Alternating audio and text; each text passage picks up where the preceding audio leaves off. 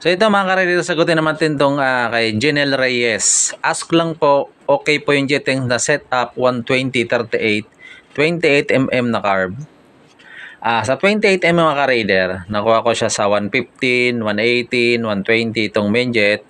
Same lang din sa flat. Sa pilot jet naman mga ka-rider, 35, 38, 32.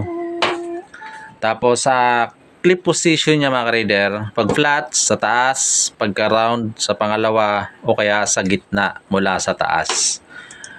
Sa turns naman mga ka-rider, 1.5 turns o kaya 1/4. Diyan, laro-laro niya lang mga ka-rider hanggang sa tumindi yung minor niya. Okay.